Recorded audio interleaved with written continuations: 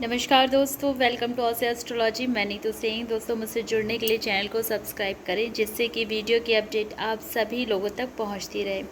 आज की वीडियो में हम जानेंगे कि वो कौन सी आदतें होती हैं, वो कौन सी ऐसी बातें होती हैं जिसकी वजह से पति पत्नी के बीच में जो रिश्ता होता है उसमें खटास आ जाती है, और कभी कभी खटास इतनी बढ़ जाती है कि एक दूसरे में अलगाव की स्थिति उत्पन्न हो जाती है, यानी एक दूसरे से अलग होने की ज़िद हो जाती है। तो चलिए जानते हैं, क्योंकि हस्बैंड वाइफ का जो रिश्ता होता है वो बहुत ही प्यारा रिश्ता होता है। नोक झोंक जैसे हम सभी जानते हैं कि हर हस्बैंड वाइफ में होती है। कहते हैं कि नोक झोंक से प्यार भी बढ़ता है, नोक झोंक से आपसी रिश्ते और भी ज़्यादा मजबूत होते हैं, लेकिन नोक झोंक भी एक लिमिट तक ही होनी चाहिए।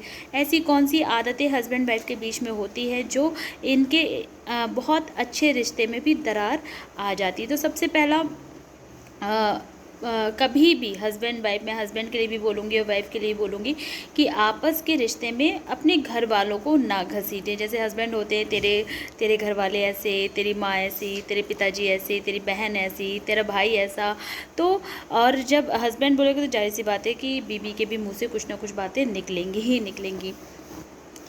तो सबसे पहले तो आपको एक दूसरे के परिवार को घसीटना ही नहीं है अपनी लड़ाई में। अपनी लड़ाई अपने तक सीमित रखिए, एक दूसरे के परिवार को मत घसीटिए। क्योंकि क्या होता है कि कहीं कहीं ऐसे रिश्ते होते हैं कि पत्नी बोल रही है, हस्बैंड चुपचाप सुन रहा है। ठीक है, अगर पति बोल रहा है तो पत्नी चुपचाप सुन रही है। तो वहाँ पे हस्बैंड के दिमाग में ये सोच आ जाती है कि मैं बोल सकता हूँ, तू नहीं बोल सकती। या कहीं पत्नियाँ तेज हैं तो पत्नी के दिमाग में ये आ जाता है कि मैं बोल सकती हूँ, आप नहीं बोल सकते। जी नहीं, दोनों के लिए चीज़ें हैं, दोनों ही एक दूसरे के परिवार की इज्जत कीजिए। क्योंकि अगर एक बंदा इज्जत नहीं करेगा तो दूसरा भी नहीं करेगा। और यही सबसे बड़ा एक ये भी कारण होता है कि पति पत्नी के बीच में लड़ाइयाँ बढ़ती चली जाती हैं और घर में कलेश की स्थिति उत्पन्न हो जाती है और रिश्ता पहुंच जाता है टूटने तक। और हाँ, एक और चीज़ मैं बोलना चाहूँगी यहाँ पे, चाहे हस्बैंड के घर वाले हों, चाहे वाइफ के घर वाले हों, कुछ लोग होते हैं ऐसे भी आज के समाज में कि रिश्ते में दरार उत्पन्न करने की, दरार डालने की कोशिश करते हैं कि इन दोनों में झगड़े होते रहे, कुछ ऐसा करें कि इन लोगों की लड़ाई होती रहे और रिश्ते इनके टूट जाएं। क्योंकि परिवार में ऐसे लोग भी आज भी पाए जाते हैं, ऐसा नहीं कि आज नहीं पाए जाते, आज भी ऐसे लोग हैं। किसी की ननद ऐसी हैं तो किसी की सासू माँ ऐसी है, किसी का साला ऐसा है तो किसी की साली ऐसी है। तो दोनों तरफ की मैं बात कर रही हूँ। अगर कोई भी ऐसा है किसी के घर में तो ये तो आप कभी भी गलती से भी मत करिए, क्योंकि जैसा कहते हैं ना, जैसा बोओगे वैसा ही काटोगे। अगर आप किसी के रिश्ते में दरार उत्पन्न करोगे तो एक दिन आपका भी रिश्ता जरूर टूटेगा। कहीं ना कहते हैं वक्त का जो पहिया है ना, ऐसे घूमता है। और कभी भी चीज़ों पे घमंड नहीं करना चाहिए कि मेरा वक्त अच्छा है, मेरा अच्छा, तो उसके साथ सामने वाले के साथ हम कुछ भी कर सकते हैं। तो वक्त से बलवान कुछ नहीं होता। तो इन सब चीज़ों का आपको यहाँ पे ध्यान देना है, एक दूसरे के परिवार को आपको नहीं घसीटना है। दूसरा, पति पत्नी एक दूसरे की इज्जत करें, एक दूसरे की बातों को, जैसे मान लीजिए पत्नी पति की सारी बातें मानती है, पति पत्नी की बातों को इग्नोर मारता है, उसकी बातों को वैल्यू नहीं देता है। वहाँ पे क्या होता है, वहाँ पे लड़ाइयाँ शुरू हो जाती हैं। जब वो आपकी इज्जत करती है, वो आपकी बातों को रखती है, तो आपको भी उनकी बातों को रखना चाहिए।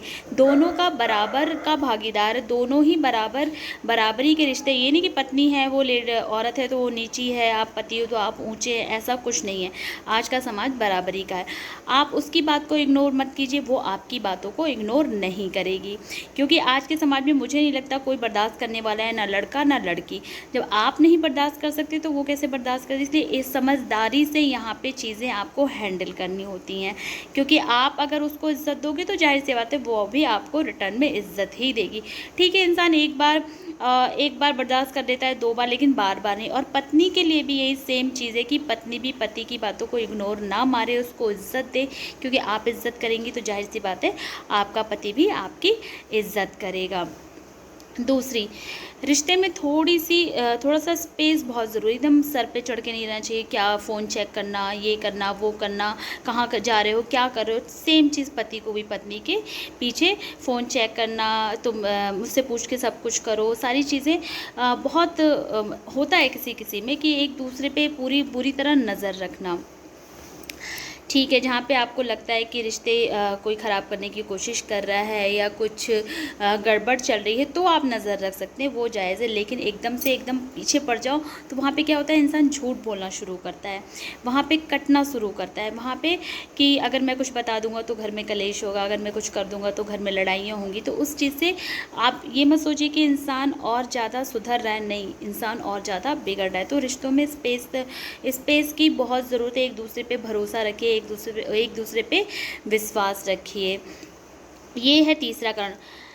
अगला कारण, कोई ऐसा बंदा, चाहे वो रिश्तेदार हो, चाहे आपका कोई फ्रेंड हो, चाहे कोई भी हो, ऐसा बंदा जो आपको कभी भी लगे कि आप दोनों में लड़ाइयाँ करवाता है, ऐसा बंदा कि आप दोनों में दरार उत्पन्न करने की कोशिश कर रहा है, ऐसा बंदा जो आपको, आपके पति को पिंच करता है आपकी तरफ से, या आपको पिंच करता है आपके पति की तरफ से। बहुत लोग ऐसे होते हैं कि जो पिंच करके निकल जाते हैं, फिर क्या होता है, हमारे घर में होती है लड़ाइयाँ।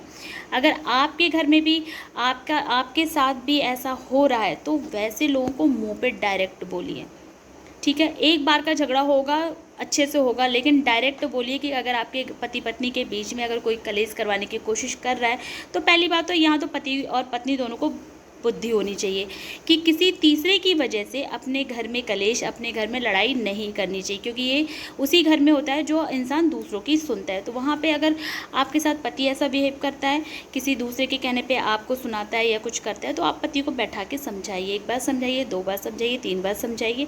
अगर नहीं समझते फिर तो आपको अच्छा सा डिसीजन लेना है, जो करवा रहा है उसको सही करना है आपको। सेम यही चीज़ अगर पत्नी को कोई भड़का रहा है, पति के साथ ऐसा पिंच कर रहा है, लड़ाइयाँ करवा रहा है, तो पति को पत्नी को समझाना चाहिए।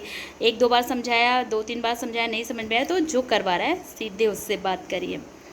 क्योंकि आज का ज़माना पता है क्या है, आप जूते खाओगे तो लोग जूते मारते रहेंगे, आप जूते खाओगे लोग जूते मारते रहेंगे। लेकिन जब आप टाइट हो जाओगे ना तो सब कुछ सही होने लगता है, धीरे धीरे सब कुछ। तो आज का ज़माना ऐसा ही है, जूते खाओगे तो आपको जूते ही पड़ेंगे। तो बोलना सीखिए, अपने रिश्तों में, अपने रिश्ते के बीच में किसी तीसरे को घुसने मत दीजिए, रिश्तों की इज्जत करिए, एक दूसरे के परिवार को मत घसीटिए, और परिवार को भी ये समझ होनी चाहिए कि इंटरफेयर उतना ही करें कि रिश्ते लॉन्ग टाइम तक चले, इतना इंटरफेयर ना करें कि रिश्ते बीच में ही टूट जाएं। और पत्नी को, जैसे आपको भी इंटरफेयर नहीं करना है किसी की लाइफ में, हस्बैंड वाइफ को भी मैं बोल रही हूँ, सारे हस्बैंड वाइफ को, आपको भी किसी की लाइफ में इंटरफेयर नहीं करना। जो लोग नहीं करते हैं वो एकदम सही, जैसे मैं हूँ, मैं किसी की लाइफ में इंटरफेयर नहीं करती हूँ। सबकी अपनी लाइफ है, अपने जो, ना मुझे पसंद है कि कोई मेरी लाइफ में या मेरे हस्बैंड वाइफ की लाइफ में या मेरी फैमिली में इंटरफेयर करे। ना आप करो, ना आप करवाओ।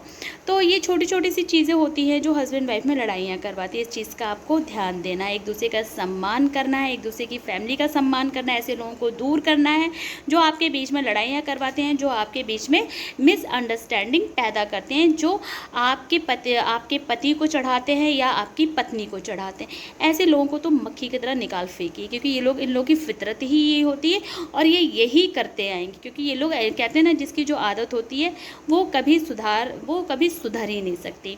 तो मैंने ज़्यादा बोल दिया हो तो सॉरी, लेकिन अगर आपको मेरी वीडियो पसंद है, वीडियो लाइक करें, शेयर करें, मुझसे जुड़ने के लिए मेरे चैनल को सब्सक्राइब करें। फिर मिलेंगे। जय माता दी।